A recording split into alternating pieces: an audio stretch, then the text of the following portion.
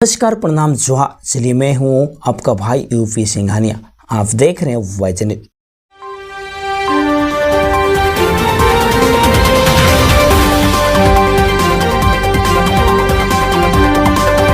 क्या नाम है आपका? मैं संदीप सरकार, छतरपुर पाटन विधानसभा का पूर्व विधायक प्रत्याशी। मैं आज बात करूंगा एक अहम मुद्दा, आवास योजना। आवास योजना में इतनी अनियमितता है, इतनी अवैध तरीके से वसूली की जा रही है कि क्षेत्र के ग्रामीण परेशान है। लेकिन अफसोस कि जनप्रतिनिधि इवन इस विधानसभा से जो सेलेक्ट हुए हैं माननीय मंत्री और यहाँ का विधायक महोदय, इस आवास योजना पर सूद लेने का काम नहीं कर रहे हैं। मैं बता दूं कि पूरे प्रखंड के सभी पंचायत में जितने भी लाभुक हैं, हर एक लाभुक से 10 से 20 हज़ार बिना पैसा लिए आवास योजना उनका फाइनल नहीं हो रहा है। एक लाभुक से बार बार पैसे लिया जा रहा है। पहला चरण में उनका स्वयं सेवक लेंगे, दूसरे चरण में जब पंचायत सचिव फोटो खींचने जाएंगे उस समय पंचायत सचिव को पैसा चाहिए।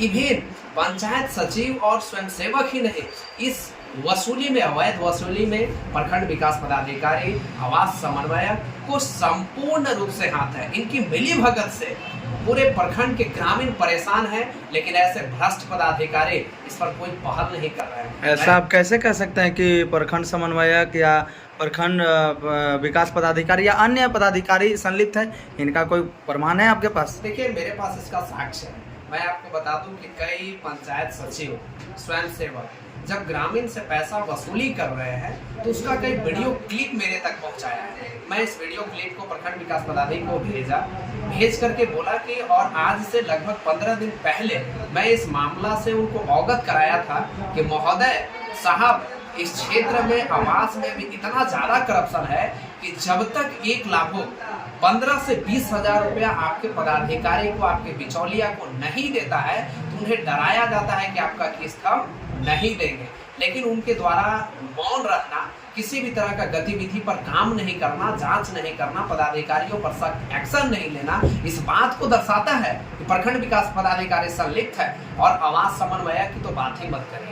मैं रियलिटी है, इस पर माननीय मंत्री जी को, वित्त मंत्री को संज्ञान लेना चाहिए और इस पर जांच करनी चाहिए। मैं दावे के साथ कह सकता हूं कि अगर इस प्रखंड में सबसे ज्यादा भ्रष्टाचार हो रहा है तो वह है आवास में। और उसका कारण एक है, प्रखंड समन्वयक जो अपने कुछ बिचौलिए लोग को नजदीकी बना करके उन्हें खुलेआम पंचायत भेजते हैं कि आप फलाने पंचायत को डील करो, आप फलाने पंचायत को डील करो, और सारी पैसा को वसूली करके मेरे तक पहुंचाओ। और इस पर बहुत जल्द यदि कार्रवाई नहीं हुई तो बहुत जल्द मेरे द्वारा एक जन प्रदर्शन किया जाएगा, विरोध किया जाएगा, और जिसमें कई साक्ष्य भी पेश किए जाएंगे। और यदि कार्रवाई नहीं हो पाती है तो हम लोग सिर्फ प्रखंड स्तर तक ही नहीं बल्कि जिले और राज्य स्तर तक भी चरणबद्ध आंदोलन करने का काम करेंगे। जो झारखंड सरकार, जो पूर्ण बहुमत की सरकार है, वो एक तरफ यह दावे करती है कि मेरे सरकार में, अबुआ सरकार में कहीं पर किसी प्रकार के कोई भ्रष्टाचार नहीं हो। आप हैं जो कि छतरपुर प्रखंड में इतना बड़ा भ्रष्टाचार का आरोप लगा रहे हैं। देखिए, छतरपुर की यदि हम बात करें तो भ्रष्टाचार ही भ्रष्टाचार है। आज मैं आवास संबंधित बात कर रहा हूँ,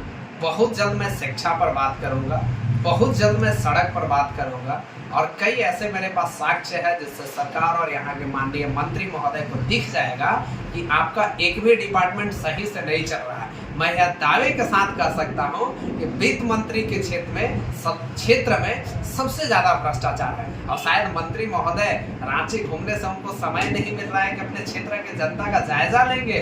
और यदि माइक में सिर्फ बोल देने से, आश्वासन दे देने से यहाँ पब्लिक का काम नहीं हो जाता है। मैं उनसे अनुरोध करूंगा, निवेदन करूंगा कि महोदय आप जा करके ग्रामीणों का, हम आपको रोकेंगे, अभी रोकेंगे सर। अभी वर्तमान में बाबा साहब के जन्म जयंती के अवसर पे माननीय वित्त मंत्री राधाकृष्ण किशोर ने खुली माइक से ऐलान किया कि प्रखंड और अंचल के पदाधिकारी होशियार हो जाएं, नहीं तो हमारा कार्रवाई सख्त होगा। इस पर आपको क्या कहना है? इस पर साफ झलक आता है कि कहीं न कहीं पदाधिकारी से मंत्री महोदय भी मिले हुए हैं। वह जब खुद माइक से ऐलान करते हैं कि मुझे पता है कि आवास योजना में अनियमितता हो रही है, तो इसका मतलब उन्हें एविडेंस की कोई आवश्यकता नहीं है। और यदि आपके पास एविडेंस है तो मैं उनसे जानना चाहता हूं कि आज 14 अप्रैल से लगभग 12 दिन बीत गए। 12 दिन में आप किस पदाधिकारी पर कार्रवाई किए? जब आपके पास साक्ष्य है, आप ग्रामीणों का दर्द आपको पता है, तो आखिर कार्रवाई क्यों नहीं? इससे यह पता चलता है कि महोदय ऊपर बैठ करके इशारा मार रहे हैं कि तुम गलत करो और हम तुम्हारे साथ हैं। जैसे छतरपुर के बात करें तो कहीं पे मैंने बहुत नज़दीक से देखा है कि जो व्यक्ति की आवास की आवश्यकता नहीं है उन्हें आवास दिया जाता है, और जिन्हें आवास की आवश्यकता है उन्हें दर दर भटकना पड़ता है, फिर भी उन्हें आवास नहीं मिलता है। इस मुद्दे पर आप क्या कहना चाहेंगे? देखिए, मैं पलामू उपायुक्त से इस पर मांग करता हूँ कि एक बार छतरपुर पूरे विधानसभा को आप गंभीरता से लें और हर पंचायत में जांच की आवश्यकता है। कई ऐसे साक्ष्य है जो मैंने प्रखंड विकास पदाधिकारी को उपलब्ध कराया है।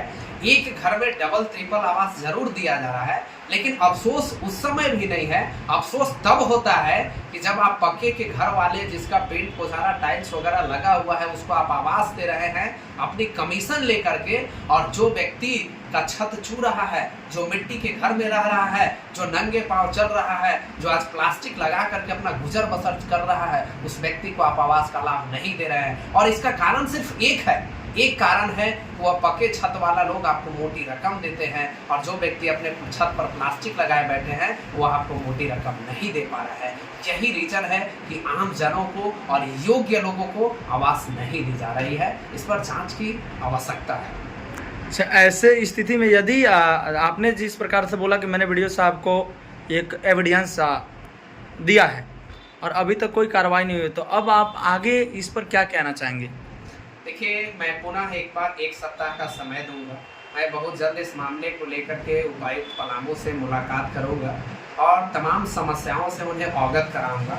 उसके बावजूद किसी भी पदाधिकारियों पर कार्रवाई नहीं होती है, यदि योग्य लोगों को वंचित रखा जाता है, तो हम लोग बड़े पैमाने पर जन आंदोलन करेंगे और यह आंदोलन की आवाज़ छतरपुर की धरती से पूरे राज्य को सुनाई देगी।